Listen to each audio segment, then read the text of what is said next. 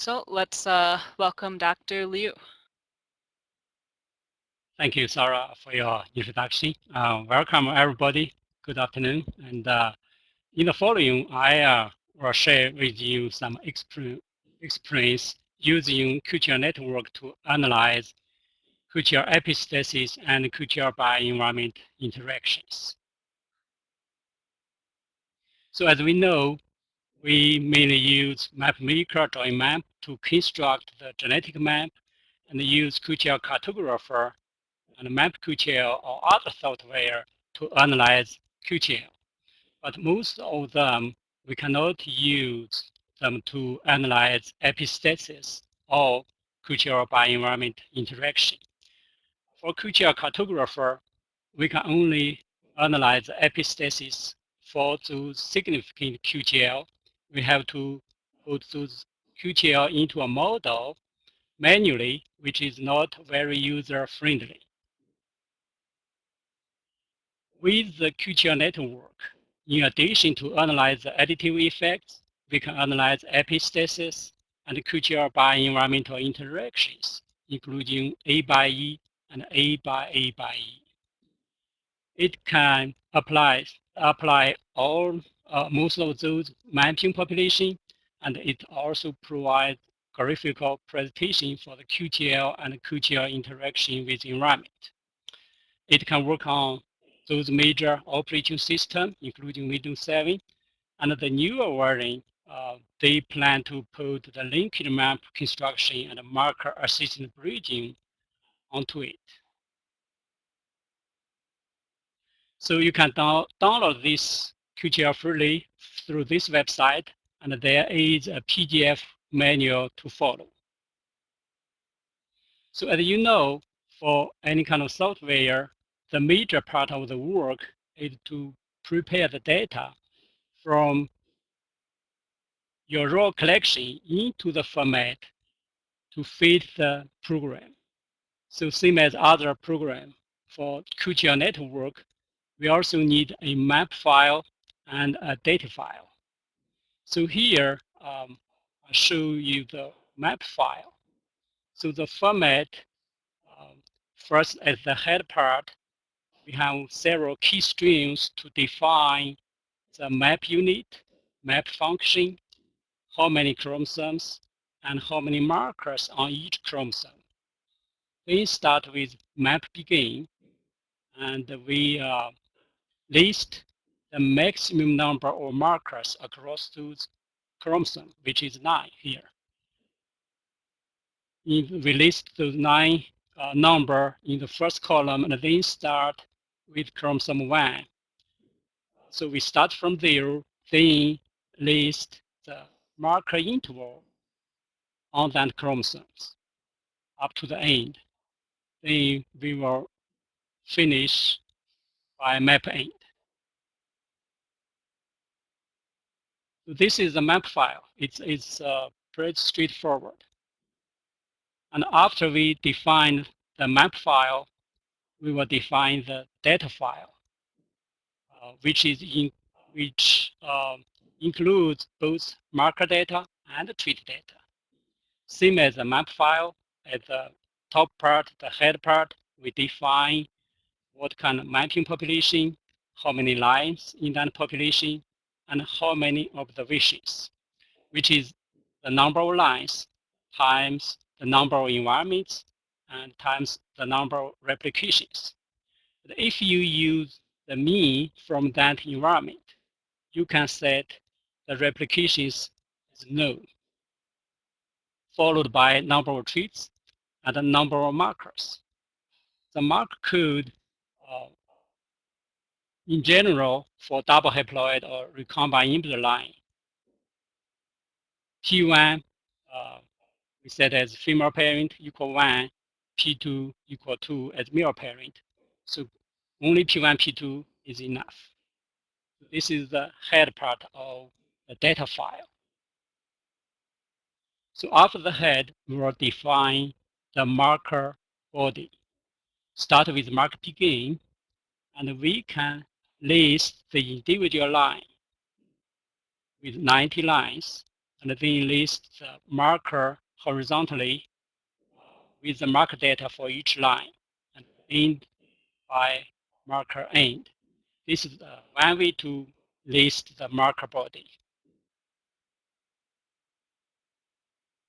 So another way to list the marker, we can list the marker in the first column, then list those lines horizontally with marker data across each line. And end as marker end is same.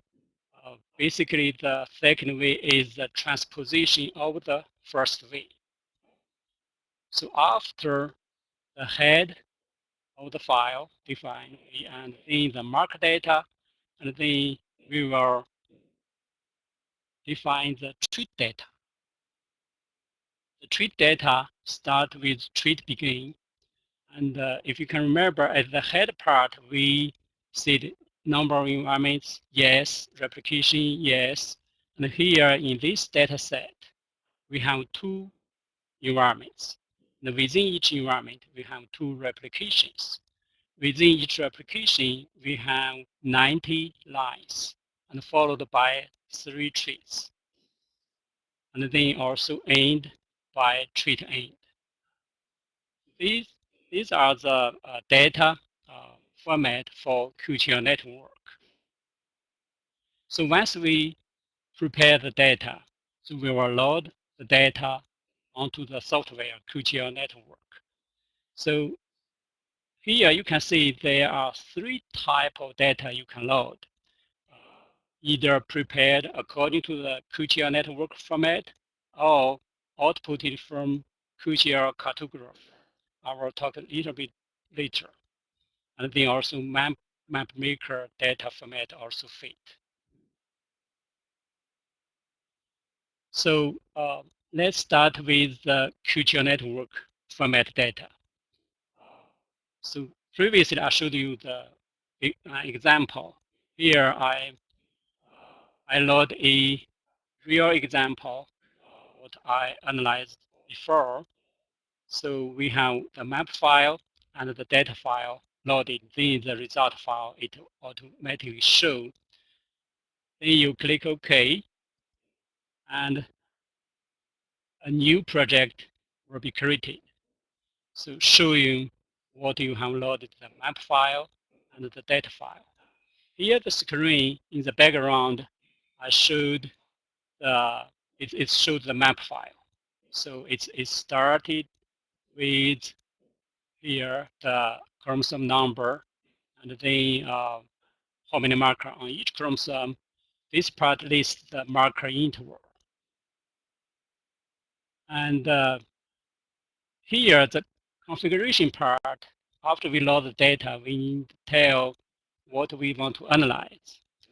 Basically, we only uncheck the high order epistasis because it only applies to F2 population. Here, we are using a recombinant inbred line. So in second, in this screen, I show you the start of the data file. So here, the population is a recombinant inbred line. We have 152 lines. Here, the number of observation, because we have 6 environments, so we have totally 912 data points. There is, so environment yes, replication no, we have 6 trees and 775 markers were analyzed. The marker code in here are put P1 equal 2, P2 equal 1. It's okay. So the configure part, I show you another configure part is the genome scan speed, like the window size, 10 centimorgan, and walk speed is 1 centimorgan, and then the window size at 10 centimorgan try to separate two different QTL. These are kind of very similar as a Kucha Cartographer, test window size and walk speed. So this screen, the background, I try to show you the data file, same data file, the end part of the marker end and the beginning part of the treat begin. So we listed the environment, 6 of them, and within each environment we list individual 152, and there are 6 treat listed here. So once you load the file and configure the setting, then you can click run. The program will start run.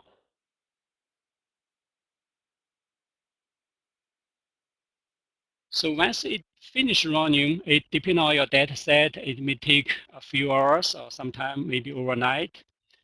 It will show a graph panel here. It should graph presentation for QTL and QTL interaction. And here I show you in the panel is the report. Here we can see there is one significant QTL. It's from linkage group 14-1 is the first marker interval. It is from the PPG G1 gene and RT8 interval. The additive effect is 1.56, and the p-value is less than 0.05, so it's significant.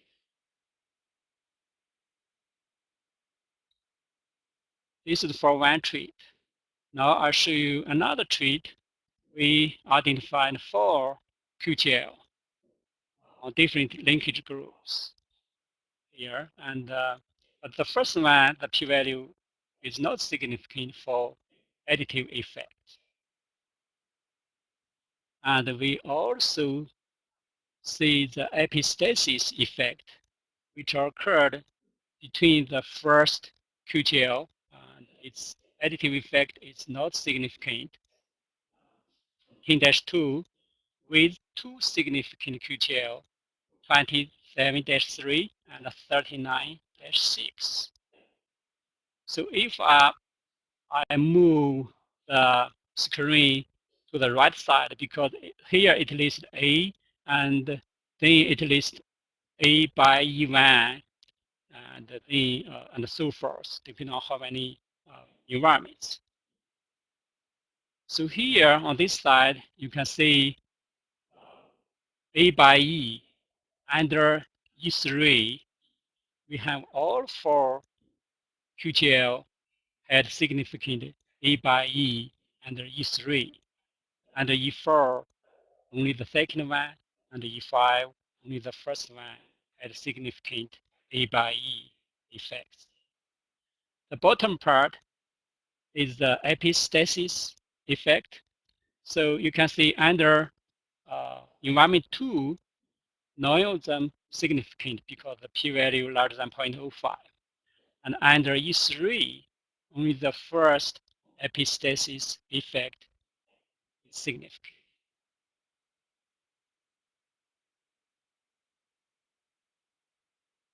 So I kind of briefly showed the data format, how to load the data, run the program, and get the output.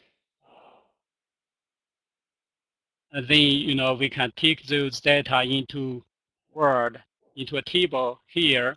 I try to show you the output from QTLNetwork compared to the output from Kucha Cartographer with same data set.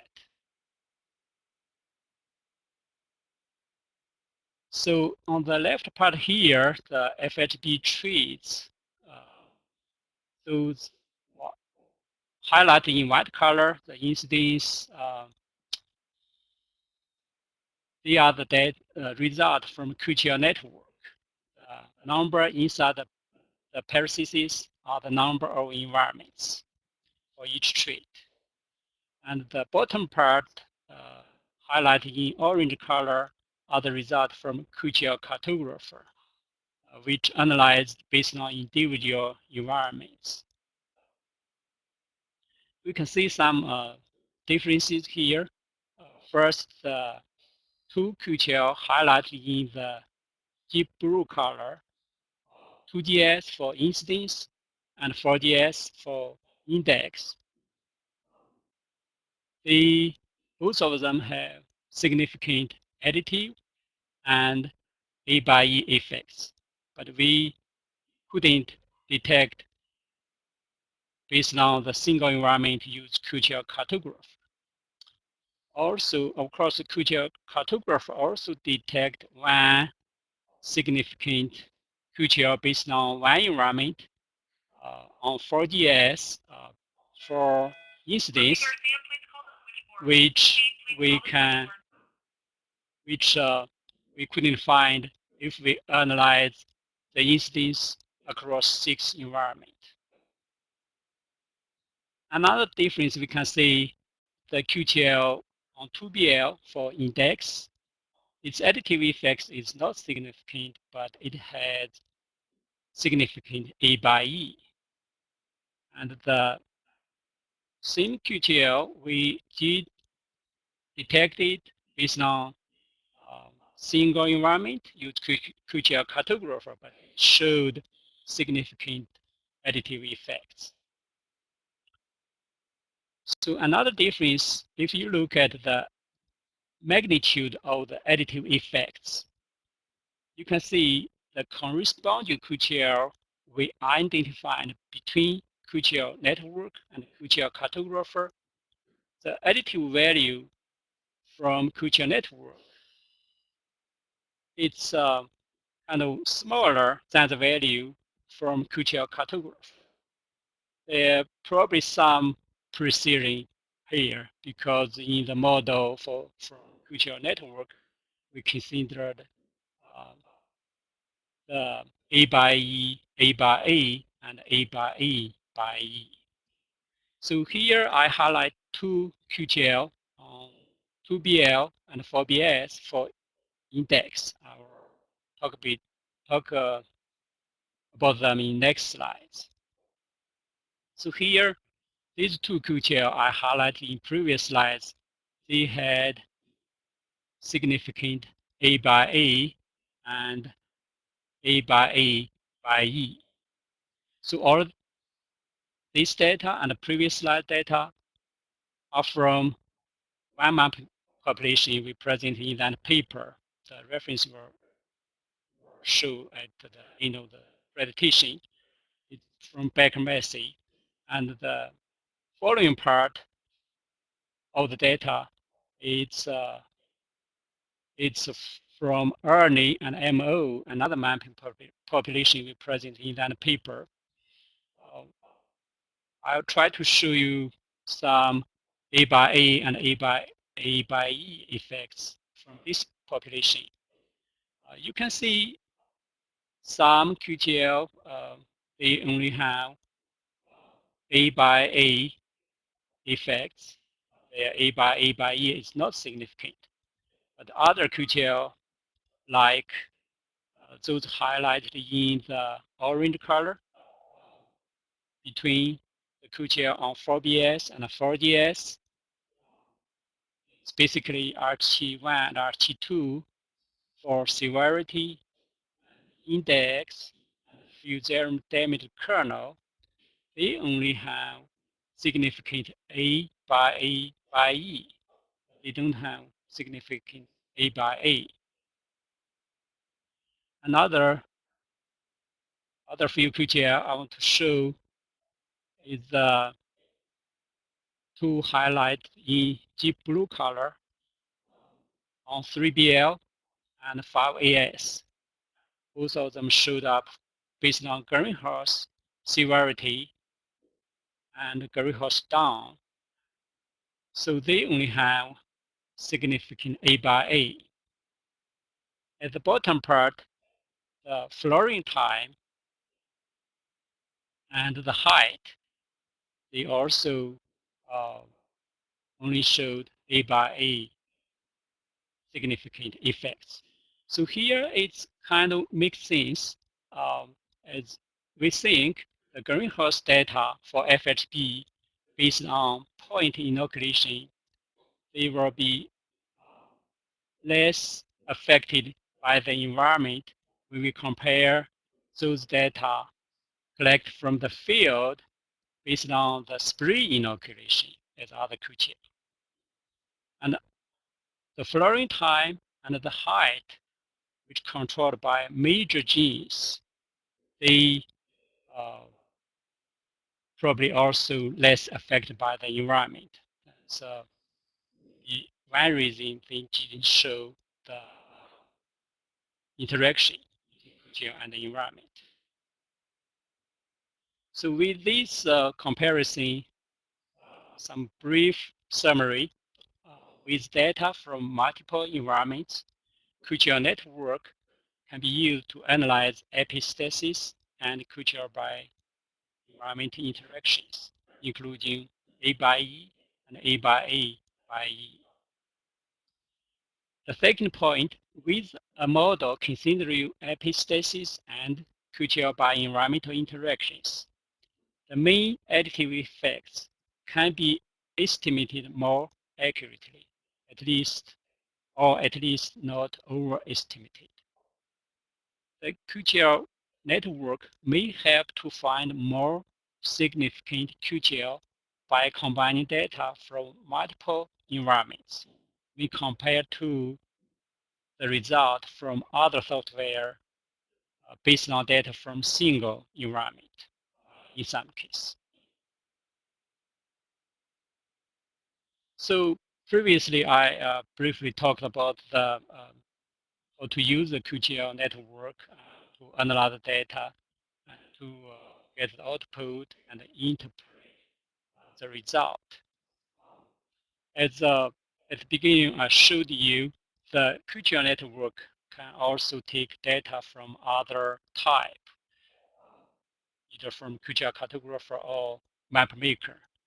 Here, first, I want to show you how we can export file from QTL network, then use those file as input file from to input file to QTL Cartographer to analyze the data. So I use the same example as we analyzed the QTL network file. So we can export source data in QTL Cartographer out format, basically a dot map and a dot screw file. So if we click OK, then both of them will be saved. And we can open the QTL Cartographer and load the map data, and load the CRO data, same as showed here. And when we click Finish, we will create a new MCG file.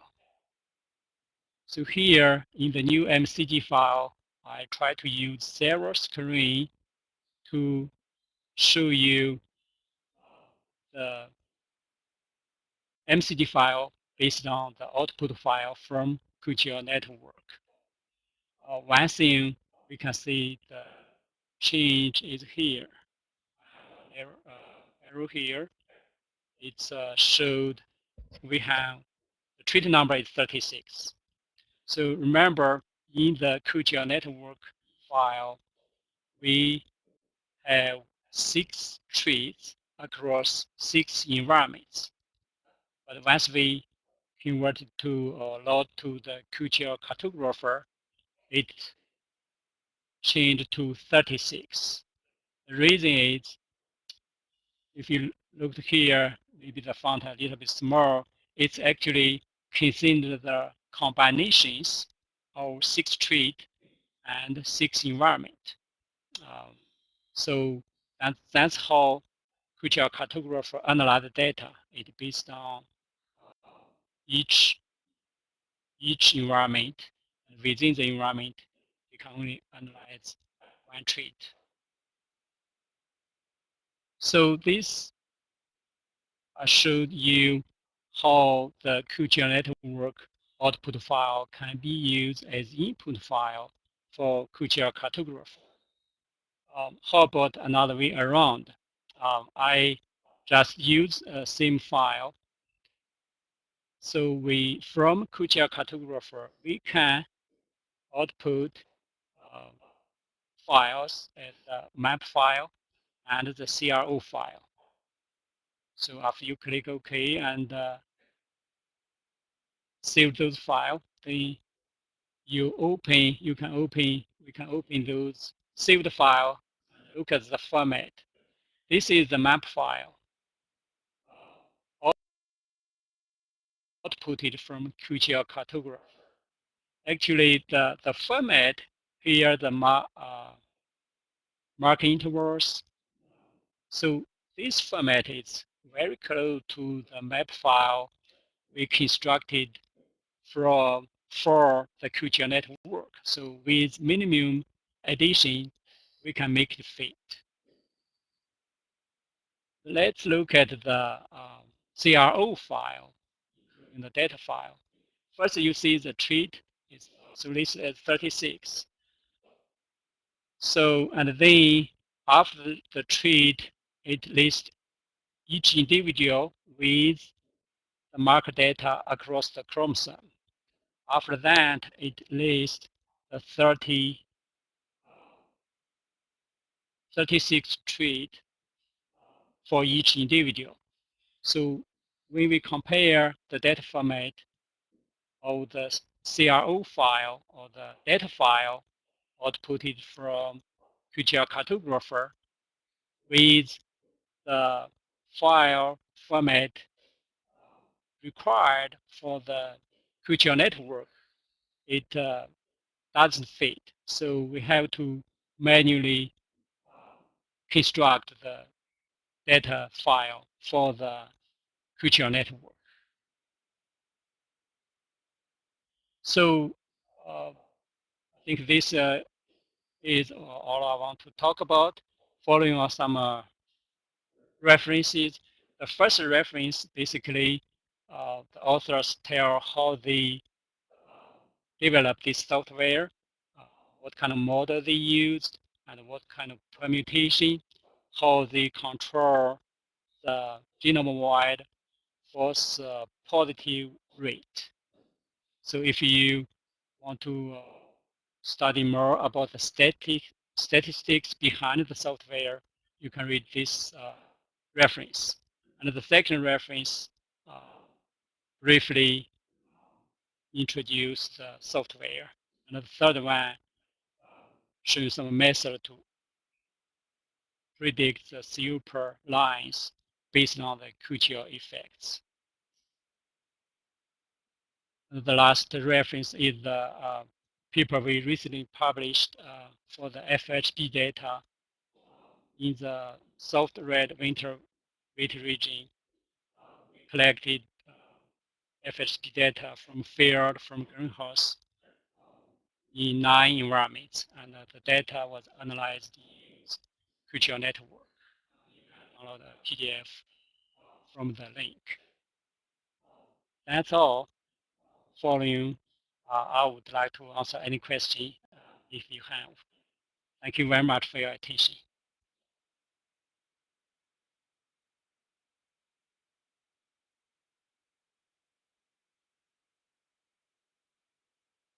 Hello? Great. Well, thanks for your presentation, Dr. Liu. Hopefully we'll get some questions rolling in. Just a reminder that if you have any questions, to type them into the chat box.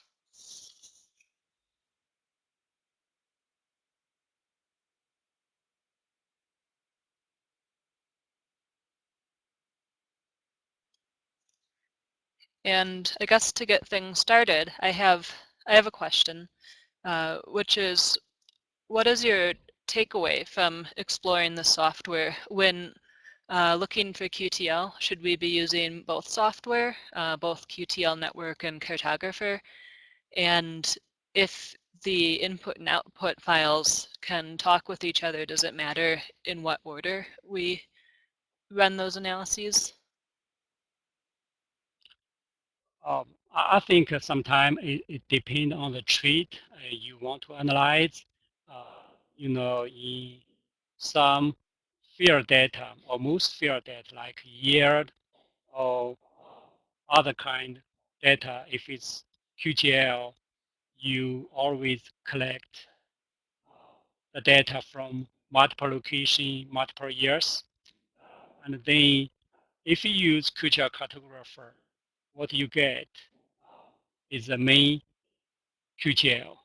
And then you have to analyze in, based on single environment. Then you look at, what is the stable QTL across different environments. But with QTL network, you can estimate the main effects, the, the interaction between A by E and the epistasis and the interaction between the epistasis by environment. So it's a full model that you estimate all those components, especially for the QTL you are interested in.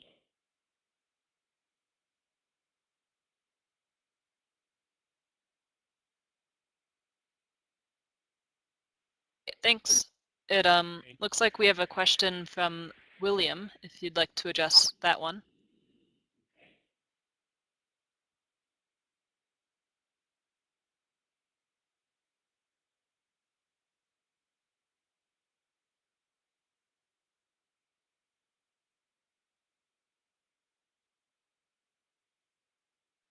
Is asking, first, do you have any experience with the CIMMIT China's group QTL software ICL mapping? And if so, can you comment on it?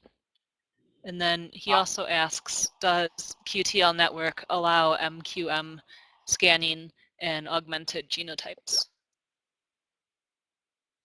I don't have direct experience. I never used. I do have a collaborator. He was preparing manuscripts use that software. I think some graduate students in college station they are using this software also. But I'm not exactly sure. But I think software may not be able to use to analyze epistasis and the interaction. For the second one, uh, so the MQM, I'm not very sure it's that multiple QTL mapping or I'm not sure. I don't have a confident answer for that question, like how the QTL network can analyze that. But I think the first reference, if you want to look at more detail, you can find if it's if that scanning is what you want. But based on what I knew, you can the QTL network do the 2D scan and the 3D scan, which really provide you some interactions for epistasis and between epistasis and environment.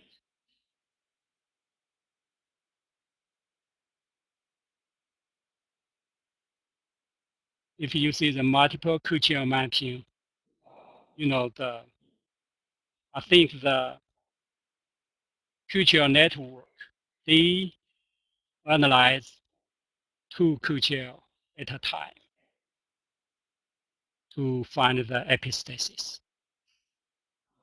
Not sure, and there are other kind of software or R. If you write a program, you can analyze multiple QTL or more than two at a time.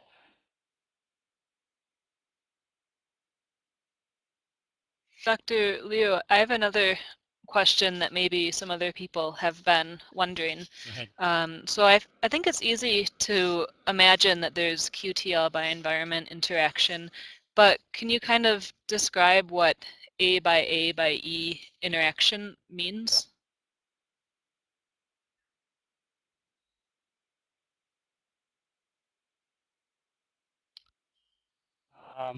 No, I don't know if I can answer that correctly.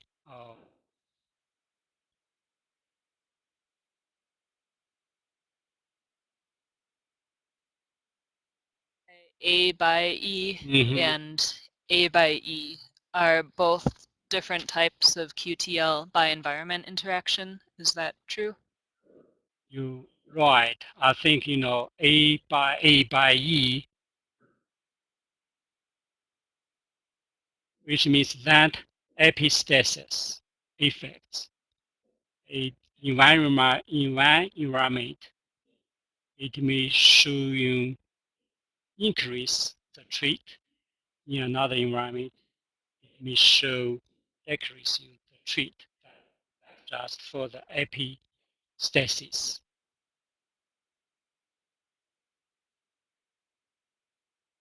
That makes sense. So you're saying A by E is really epistasis by environment. Right. I wasn't thinking about it that way at first.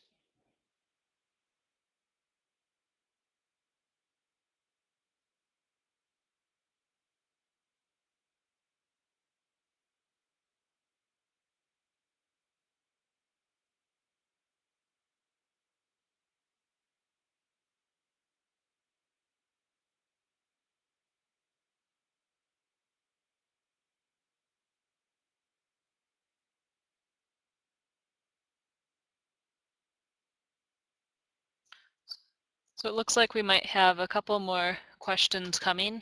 Just a reminder to everyone that this webinar has been being recorded, and you should be able to view it if you ever want to look back while you're running QTL Network yourself on the Plant Breeding Training Network under archived webinars.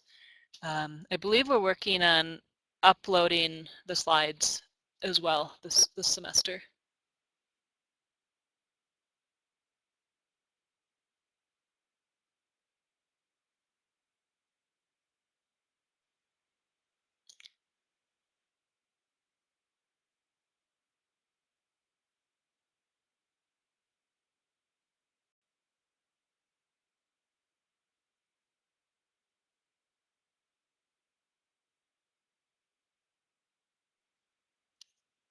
Okay, there's one more question. So Jan, Right. yep. Got it. Regarding segregating population from self heterozygous genotype. Um, in one type of the population, it's called IF. I think that's the immorted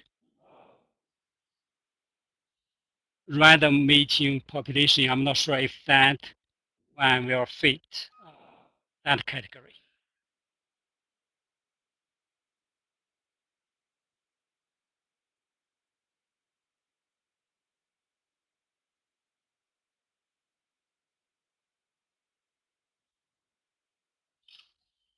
You can check the manual, the explanation for the IF2 population.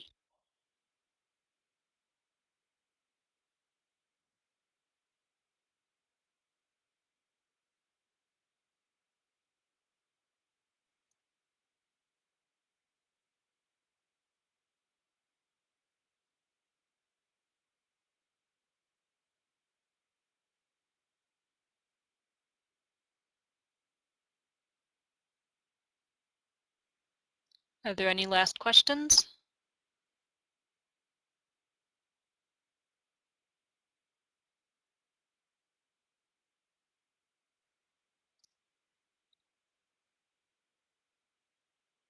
Well, I guess there's nothing wrong with finishing a little bit early.